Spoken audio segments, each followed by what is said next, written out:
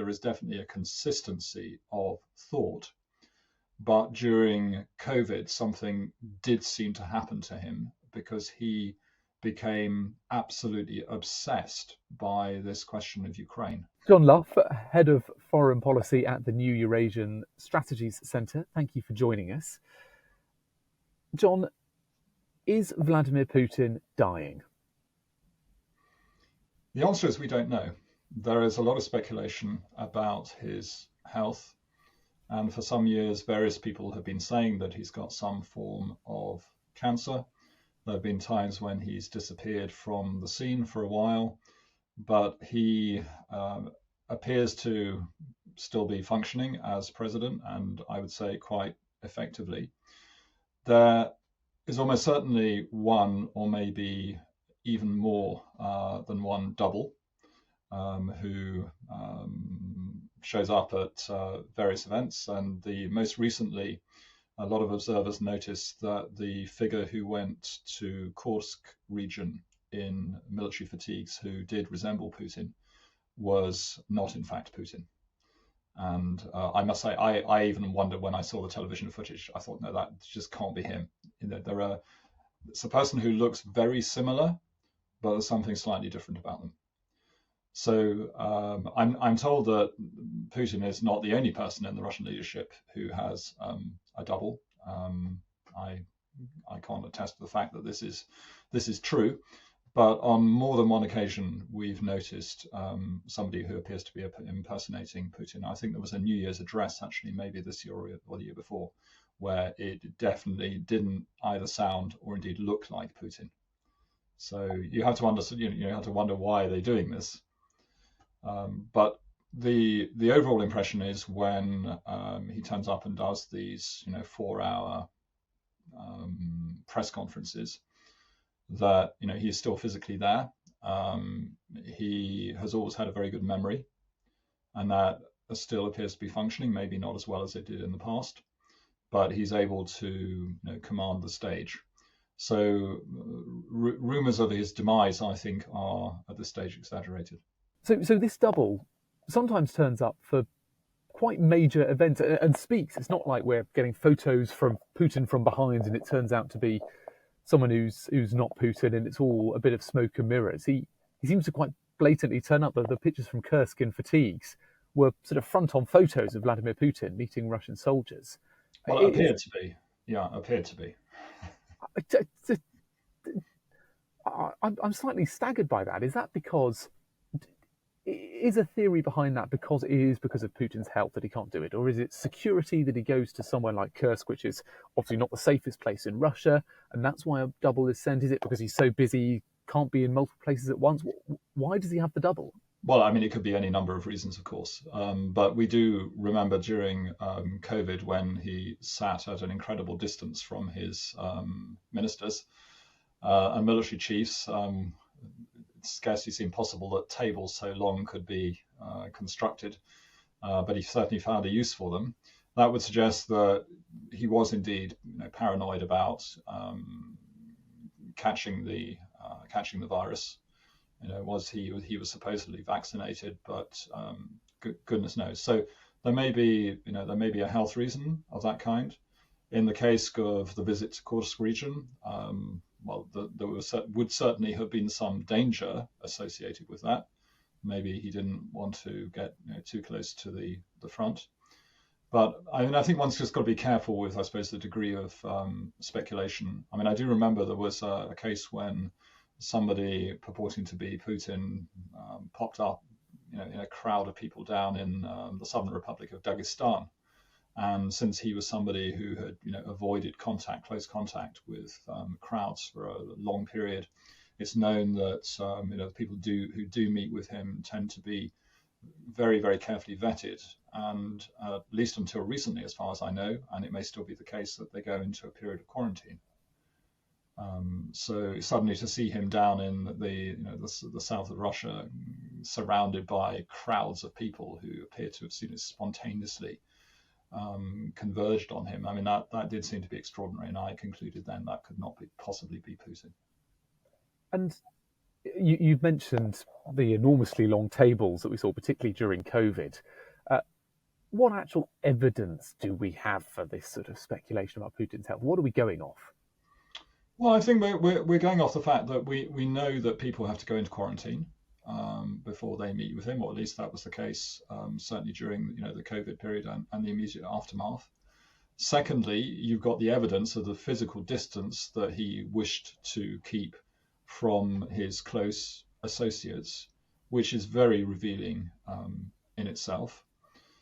I mean, beyond that, he does sort of bear the traces of Botox. There's no question about that.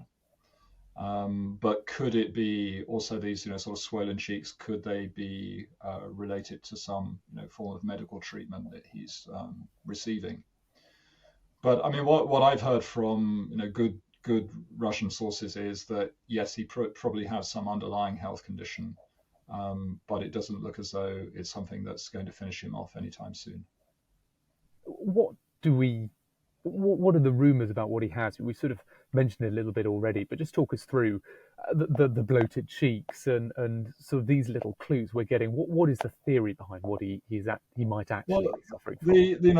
the speculation is that he has some form of cancer, and I've heard that perhaps it's leukemia. But I don't have the medical competence, to speculate beyond that. Looking at doing a diagnosis of Putin by video is difficult when you're not qualified. My qualification is to try to diagnose, what his thoughts are from what he's saying, and that's a very different thing. And what we notice there is that there is definitely a consistency of thought, but during COVID, something did seem to happen to him because he became absolutely obsessed by this question of Ukraine. And one might say that perhaps through the COVID period, because of the type of company he was keeping, allegedly he was only talking to people whose prejudices he shared, that these prejudices somehow reinforced themselves. And he emerged from that period, from his bunker or wherever he was, with his mind not entirely intact. And I think it is significant that for somebody over a long period, he seemed to be such a calculating decision maker, somebody who didn't want to take excessive risk. For him to mount a full scale invasion of Ukraine in the way that he did, knowing the risks he was taking with Ukraine's Western partners, the possibility that this might not be so easygoing in Ukraine. He must have thought that, despite what he was being told from the intelligence agencies, that this was all going to be a piece of cake. It was an extraordinary thing to undertake. So was that, just simply a result of the aging process? What happened to him during that COVID period? Is it cumulative? Is it the speculation that he has desires to leave behind a special historical legacy? I mean, after all, he's compared himself with Peter the Great and Catherine the Great, as far as I recall. So in that respect, he's an ambitious man. But when Zelensky made this comment earlier in the week, I do think that he, in a way, was alluding to something quite serious. That this is not just sort of the speculation that Putin's going to die tomorrow. What he's really saying is that there won't be a peace settlement until Putin leaves the Kremlin, and he'll only leave the Kremlin when he dies. And Zelensky himself is 47 years old, and I think he said he's got a certain advantage on Putin, and I would tend to agree with that. And unless the Russians decide they want to bump off Zelensky, and I'm sure they've had that idea already, but for whatever reason that hasn't so far happened. Let's turn to Zelensky. Do you think he would have any more evidence about Putin's health than we have speaking now? And if he would, how would he get that intelligence? Well, I mean, it's possible that the Ukrainians know through their channels more than we do. I think are very adept when it comes to um, understanding certain things that are going on in Russia. They have their networks. So I wouldn't exclude that possibility. I still tend to think it's unlikely. I suspect the Americans, through their intelligence sources, that were certainly there up until the big war against Ukraine started 3 years ago. They had good advance warning of what Putin was going to do, which suggests that they had somebody on the inside who was feeding them information. I would have thought they probably had a better idea than most.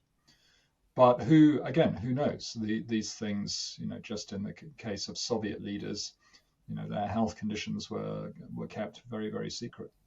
So it's possible that even within the Kremlin, there are only a couple of people who know what's really going on with Putin. But there must be people who control his schedule, know perhaps when he's going off to receive medical treatment, have an idea.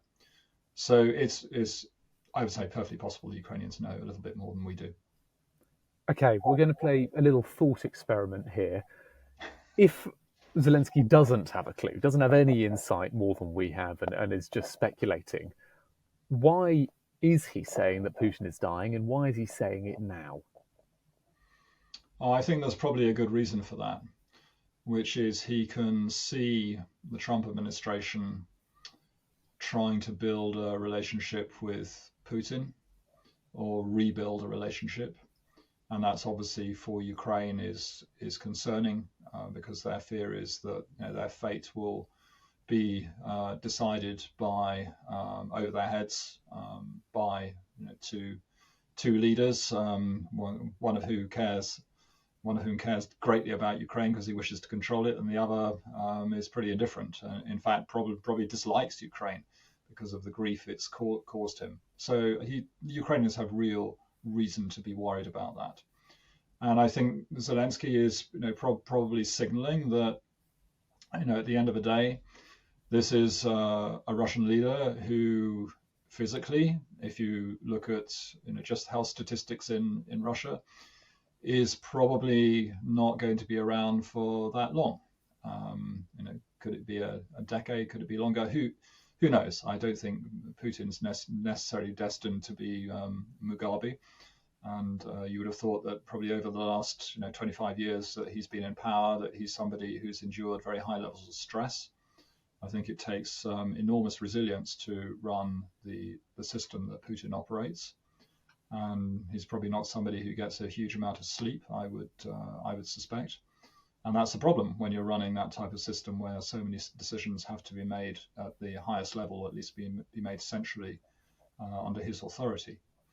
So I think it's on Zelensky's part. I mean, he's got to play every card he can at the moment to try to show that Ukraine is in fact in a stronger position than many people think. And he's up against this messaging that's coming from Moscow via Steve Witkoff, and we saw the evidence of that last week, where this is what's being fed to Trump personally, that the Ukrainians are losing. There's no point them continuing fighting because the Russians are going to roll them over. All these terrible things happening to them on the battlefield.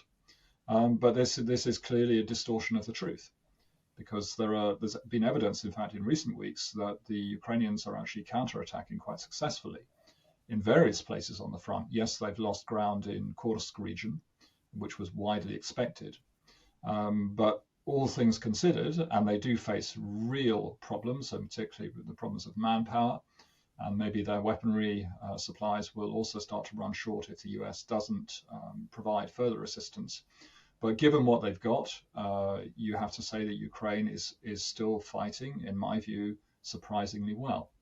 So I think it's important for Zelensky to try to sort of deploy other tools here to persuade Trump and indeed, no doubt, some European leaders who are a bit hesitant that they need to keep up the fight, because the Ukrainians may not be able to repel the Russians at this stage, but they can certainly stop them.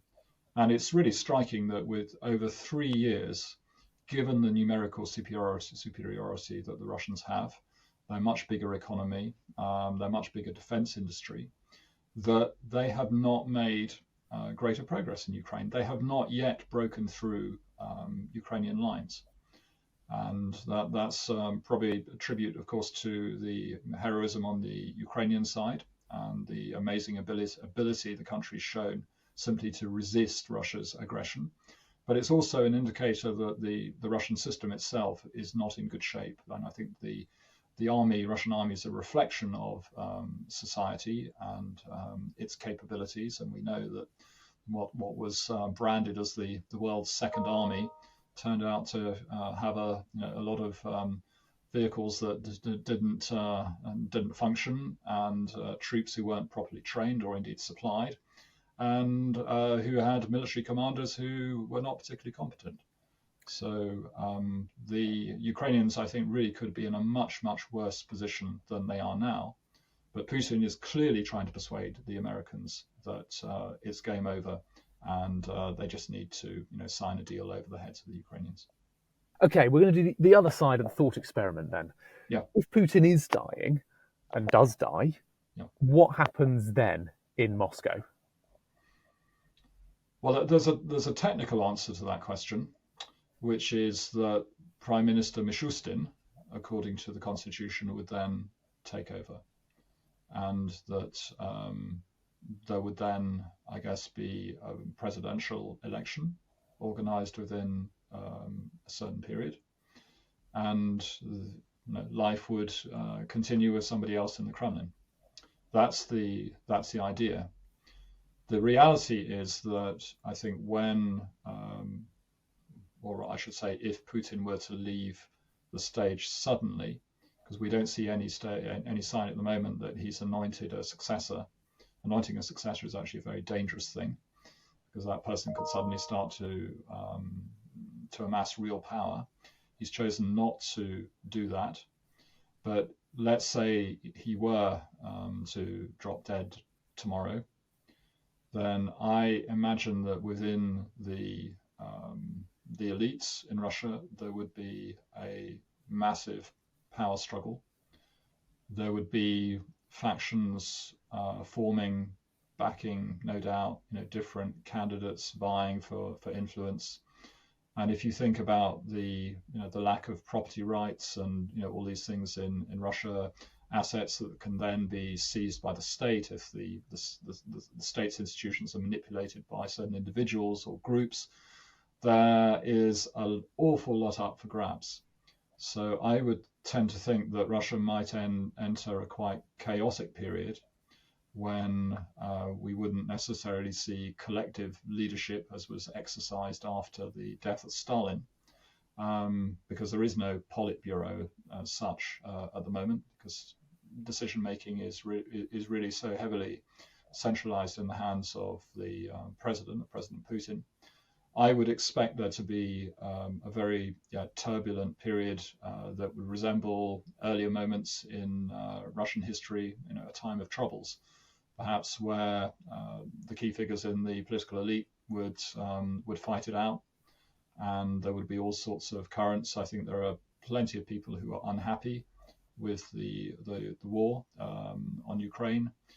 Equally, others are nervous about the degree of dependence that's building up on China, and no doubt some who maybe don't like the West but feel that it's prudent for Russia to try somehow to normalize again the relations with the West, because this is the traditional source of technology and modernization. And Russia risks, if it continues down this track, in a way sort of de-Europeanizing itself. So I think there would be lots of infighting in the elites, and then you also wonder about the state of society. Society's been in some ways anesthetized by state propaganda over decades, and I suspect if some of that stops or indeed changes, if the country were to become less repressive, for a while, then we could see all sorts of things emerging that we just had not thought were possible. So much of it has just sort of been pushed, into the ground, and sort of trampled on.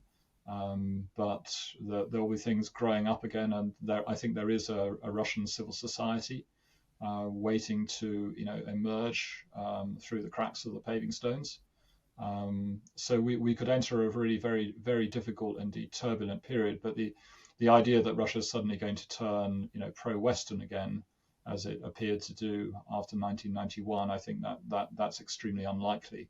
But it doesn't mean to say that we wouldn't see a more pragmatic relationship towards, and one has to be careful talking about the West these days, towards both the United States and Europe. Well, I suppose that's the crucial thing in terms of what happens if and when Putin dies, or if he suddenly were to exit the stage, is would a post-Putin Russia continue on the track which he has pushed, particularly in terms of aggression towards Ukraine? Well, it's a big question. I mean, if there is a divide then in the political class about the issue of Ukraine, it would make it more difficult, I think, to prosecute this war. There were certainly voices in the upper echelons of the Russian army, relayed through retired generals, that this was a very bad idea to go into Ukraine, that Russia would get bogged down, and that they would end up ultimately weakening the country. And I think you can make a strong argument that is exactly what has happened. So I don't take it as read that there will be preservation of a consensus, if you like, to continue to treat Ukraine in this way, to be at war with Ukraine. And instead, I think there would probably be an effort to find some sort of settlement, and it would be perhaps on more generous terms than Putin is currently offering, and his terms are effectively, Ukraine's surrender. So it would probably, on the basis of, let's say, stopping short of Putin's goals, that would, by if a future Russian leadership would go down that road, it would be very much appreciated by a number of governments in Europe, and indeed by certainly the current US administration. And that might mean that Ukraine would have to settle for the fact that it was going to hold on to the territory that it's got at present, that's currently not occupied. May be able to push back in a few places, but it would definitely be able to continue as an independent country, would be free to choose its alliances, would be able to enter the European Union, and above all, and I think this is the absolutely fundamental issue in terms of preserving its sovereignty, it would be able to build adequate armed forces to do so. I think what Putin is very keen to do is to achieve what he describes as the demilitarization of Ukraine, which goes far beyond just stopping the country joining NATO. It's more a question of limiting the size of its armed forces, ensuring that it can in fact never fight back to recover territory. So there would be, if Putin were to depart the scene very suddenly, that there could be a fairly abrupt revision of this policy towards Ukraine. John, I'm just going to cycle back to what we spoke about at the start, what you mentioned at the start about the body double. How do you get away? A body double seems plausible in sort of, the age of Stalin, where it's all slightly grainy pictures. How do you get away with a body double in an age of high definition cameras and everything being televised? Well, look at the footage from Kursk region. It's not very high quality, and it was supplied by allegedly by the Russian Ministry of Defense. It's a good question, but it, I think, comes down to the fact that this is a country that has become, over the last 20 years, very repressive. And it's difficult for people to speak out publicly and perhaps ridicule the fact that there's somebody who, making a visit down south in the country, who doesn't in fact look like Putin. And if you examine it, somebody pointed out to me recently that one of the doubles has very different hands from Putin. And you can see it from the shape of the fingers, and that's an indicator. So I can't say I've studied in that detail, but there's definitely something going on here. And of course, if you look into Russian literature, there's quite a history of doubles. So this is perhaps a sort of further manifestation. But I mean, I should say, there's a gentleman in Moscow who runs a podcast, and has well, he was saying, I stopped listening to it a while ago. Professor Solovey, who seems to be affiliated with one piece of the Russian system. I don't know exactly which, but he was claiming for a long time that Putin was about to die, and more than that, he said at one point Putin is dead and is in the freezer.